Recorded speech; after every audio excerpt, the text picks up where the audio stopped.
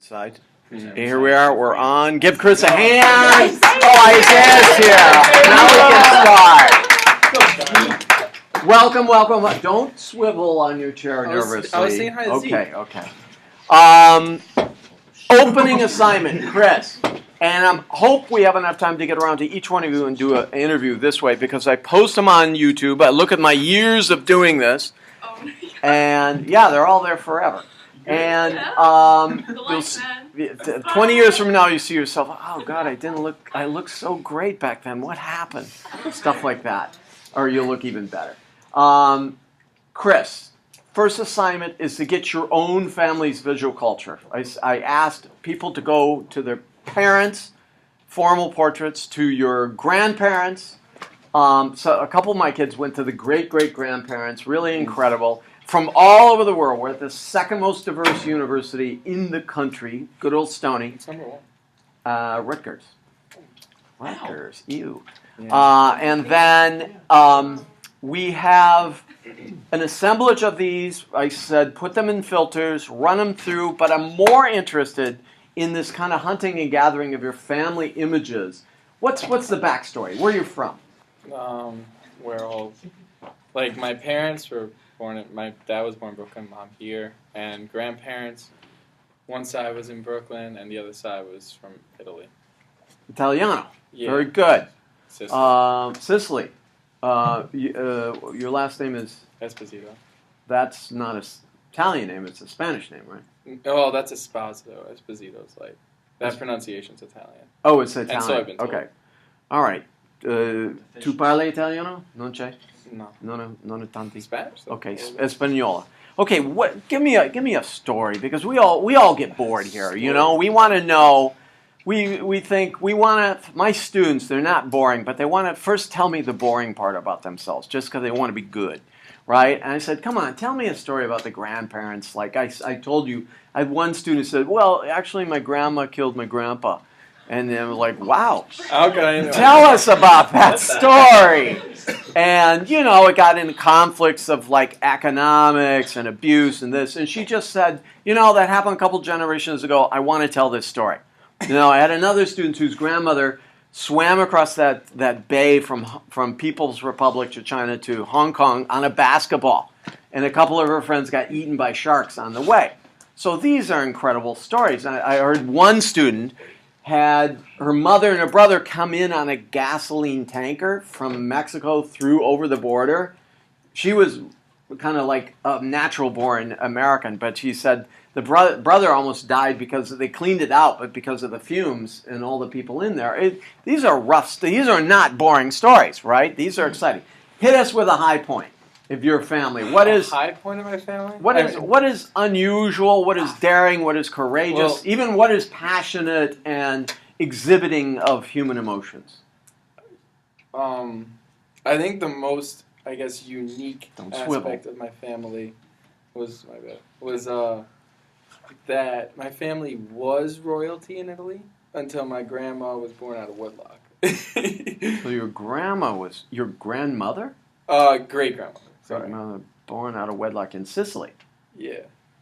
And if we know the history of Sicily, when the two Italies combined, Sicily took the brunt of it economically, and that's when a lot of Sicilians came to America in the 1880s through the 1920s because of dirt poor, starving, because of the unification or nationalization of like Italy. Italy was not even a country up until like 1880. Some people still don't like Sicily, though. Some Italians. Oh, I've been there a couple times. I know a lot of Italians don't like it. I know, yeah. Who's Sicilian in here? Partially. You're the only one, dude. There you go. One more? Okay. What else? So your grandma was born out of wedlock. Yeah. Very cool. Would have been royalty. That would have been neat, but it's all good. Any love letters in the trunk from disparate people? No, not really. I mean, honestly, my grandparents haven't told me that many exciting stories. Were they in wars? Did they fight wars? Did they avoid wars? One of my grandparents, he was supposed to be in one of the recent wars, and Dub Dub 2, right? Dub Dub 1. Vietnam. well, I think it might have been yeah. Oh, he was supposed to be in it. Yeah, he got drafted, but He went to Canada. Luckily, one of his legs is slightly shorter than the other one. So he got out. No, hey, I don't care. I wouldn't have been born. Exactly. We talk about paradigms here, gang, and part of this project is wanting you guys. I'm a history freak. That's just me. I hope one day you become that way too, because we got history in our DNA. We got history, mimetic history. I like that term. The memes flow around us, and we wonder what happened during the partitioning of India. You know, it's like, why did the English do that? Were they just bad guys and just did this, or was this supposed to happen this way? And we start, okay, partition of India, how many did that affect in here? Probably a lot of you. In South Asians, it probably affected a lot of you. And it was a bad thing, you know, and happened after World War II. Mao in China, who's Chinese in here? Anyone? Mao in China, what happened during that? My mom told me that she used to see people get beat in the street. During the Great Leap Forward, or 66, or when? Maybe 60, like one of those. One of those eras. Coco, where's your family from? I'm from Hong Kong. Hong Kong. So you're you're Cantonese, right? Yeah. Right. Yeah. But when Hong Kong went English protectorate colony, went back to PRC, was there difficulty? Did your family express a difficulty in there doing that? I'm sorry. Economic difficulty. It's like, I mean, it takes a lot. A lot of you here are first-generation Americans. It really takes a lot to get up away from the people you love, or from the country you might love, and go to an unknown country that might not be so cool ultimately. Right, Lola? Lois? Like, what's your backstory with your family? Well, I was actually born in India, but like before I was born, my dad was the first one in his family to move here, and he moved back, got married, and then I was born. But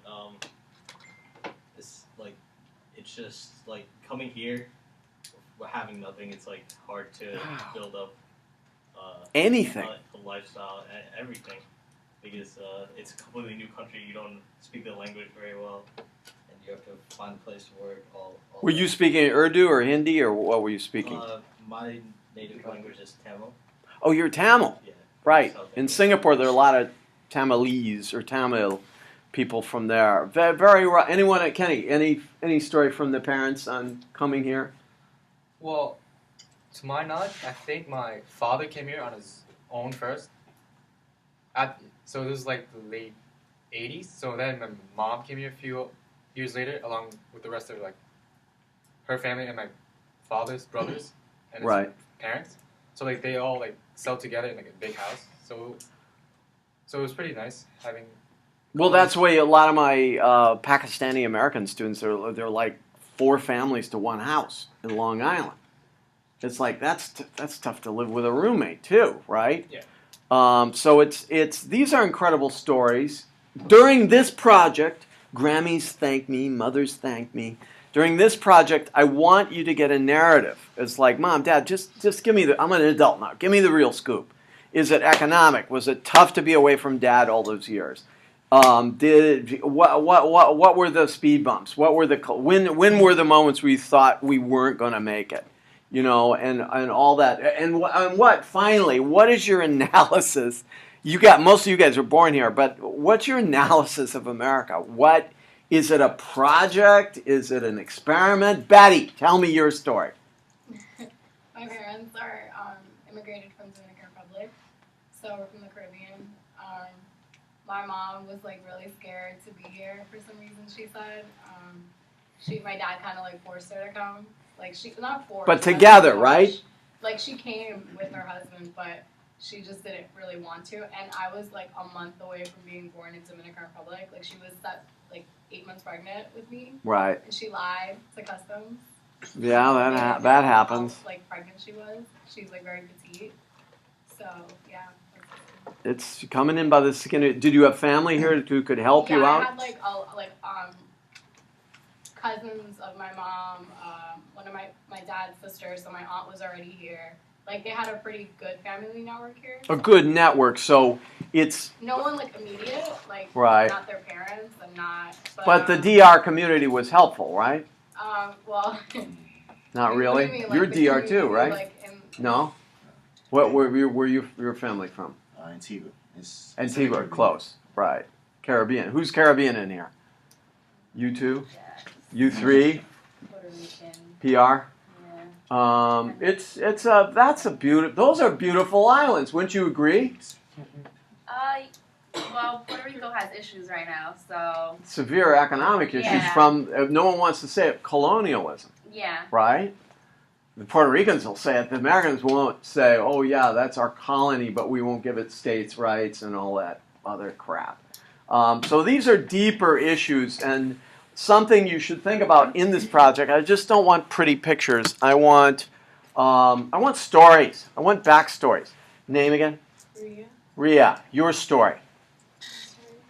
You're actually from Nepal, right? And you're studying abroad here for 4 years? Cool. What's your major? ALS. Applied math instead. Oh, very cool. Give us a backstory. About the major? No, about you, about your family. What do you miss your family? Well, no, I was always in a boarding school ever since I was first grade. Here, No, in Nepal. in Nepal, Yeah, so I don't really miss home or anything. right? But yeah, my parents keep visiting me, and they've always been in Nepal. Like all our generations are from Nepal. Everyone's Nepali, so we always stick to our same group. Even within the Nepali community, you marry your cousins. So you don't really extend your family outside your own. Wow. Yeah, so Coco, weigh in on that. Oh, sorry. Whose parents are cousins, actually? Anyone here in the room? My uncles are cousins. My uncle and aunt are cousins, and they're married. Actually, Like two of first them. cousins or second? First cousins. First cousins? There you go, man. Weigh in. How many of your parents had arranged marriages? 3 or 4 of you. There you go. Name, please. Aspan. Asfan. What? Did they ever talk about it openly? No. It's very common, arranged marriage in Pakistan. Oh, yeah. And from a guy who's been married 5 times, I think there's a lot to say about it. Just kidding. Hi, Mom.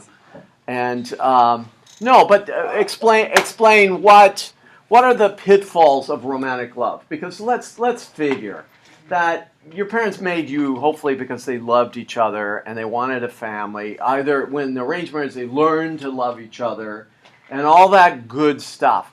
And you and me or whatever in the age of Tinder and all of that, we think what a flimsy thing to base like a kid on. Is this weigh in on that, Jasmine? My grandparents had an arranged marriage, and What country? in Trinidad. Trinidad. Yes. Oh, you're Trinidadian. My mother is, yeah. My dad's Greek, so I'm like Really? mixed. Yeah. In Indian descent, Trinidadian, right? Yes. Which is African and a very interesting island because Yeah, the island itself, there are people there that their ancestry goes to India, but then there are people there that were slaves from Africa, right. and they have a culture clash there. They were part of the over triangle trade. who's weren't who. Yeah, Yeah. the sugar, but the railroads were there. The English, those good old English, brought Yeah. people in, you know, so what there's idea of slavery, absolute slavery, and then there's wage slavery. Ask any Irish person who came in working Right. on the rail, or Chinese American working on the railroads, like what's the real difference between wage slavery and sweat slavery? There is. That's subject of PhD. Did you hear backstories on this? Yeah, my grandparents, they weren't slaves, but they basically worked like slaves, like wage slavery. And my grandma worked in like cane fields, and my grandfather drove a truck that. Still sugar, Yeah, it sugar was all about production, or sugar. rum, or was it I'm pretty sure it was just sugar. From right? what they told me, but they got married when they were both like 16. He thought that she was attractive and just basically asked her dad if he could marry her. Hey, is That this was one it. free? Yeah, pretty much.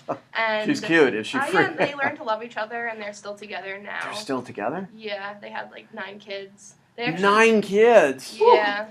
My mother had 8. Yeah. So it's like They there have a you really go. Cool story. That's this is what we want to hear, not just assembling the photos. If you can assemble the photos and you got good stories, I want to hear that. So think of some way, either film yourself like this, doing and saying these like personal biographies of your family, or something else. So let's turn to Chris and finish this up. Chris, something as important as making and raising children, and a life, and an economic life. And this class is about technology and the image. Now we have these very interesting but highly volatile sites, such as Tinder, Plenty of Fish, and all of this stuff that is like deciding when to build a life with a partner. You know, I'm talking to all gay or straight people here. It's like when you want to make something deeper with a partner, would you have trepidation to find that partner online? Sorry, what's trepidation mean? Fear. Fear. I believe it's becoming much more socially acceptable. So people aren't going to treat it weirdly like they used to in the past. I mean, I wouldn't say that it's a tool for the straight community, but I took a class last semester on like technology and its innovations and how they impact like the world, and it's like said to be a very good tool for the LGBT community. However, I do know people, and a lot of them raise children. They adopt and raise children. Yeah, and I think there's been a study that said that they probably raise even better children. Well, I mean, less likely to. I mean, there's a big debate, like, do arranged marriages last longer? There's a lot of statistics that say, yes, it does. You know, because there's not that volatile component of, oh, baby, I'm just not feeling it anymore, right? Mm-hmm. And you go like, but we have 9 kids, or something like that. You know? I feel if you basically describe yourself as someone who's is looking for a relationship and isn't just using it for other means. Well, there's no other means. We're having fun. We're living our lives. We're being adults. You know, your boyfriend or girlfriend now might or might not be. You might have started a family by accident. You know, that always, one of my brothers did. And it's like he's still with his wife. And he enjoys it. You know, he kind of learned to, hi bro. He learned to fall in love with that and continue on with that. And it's not, I want you guys to write an essay on this idea of the volatility of emotions. And this idea that we now have these fantastic new tools. Fantastic. And fantastic connectabilities. But is it like a drug? One last question before we applaud and get them off the hook. Is romantic love a capitalist construction?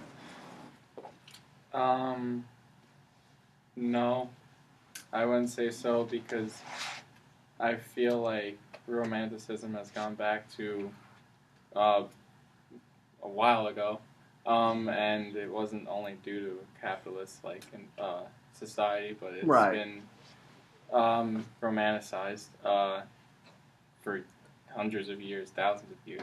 Boy meets girl, girl meets boy, whatever. I mean, if you really want to get specific, like Shakespeare, yeah, Shakespeare, and Juliet. Before that, Neanderthals, yeah. Cro-Magnon people, whatever. There's always been that innate primal instinct, right? Guess. But it's not only primal, but well, there's the primal instinct. We talk a little about Freudian psychology. There's primal instinct, and then there is these contracts between people, really decent, really civil, really loving. And that can also be, we hope our species takes more after the bonobo than the mountain chimpanzee, because those are violent apes. So bonobos have these little love contracts that they resolve conflicts with. We have to give ourselves an applause, gang, because we're almost 8 billion people on this tiny planet. We live in cities, and we're, regardless of what people say, we're fairly mellow animals. Fairly mellow. We have our passive-aggressive moments, but we're fortunate to be as successful. I'm not with all the people who says down with human beings. I'm like, no, this is an amazing animal. We got to look at human beings as an animal and say, this is amazing that they make cities and airplanes and universities and programs and love for their children and for their spouse. You know, the gorilla, you know, the big alpha gets all the females, and the betas are going around like this, you know, looking for their chance to challenge the alpha. So let's give Chris a hand on this. See you on YouTube.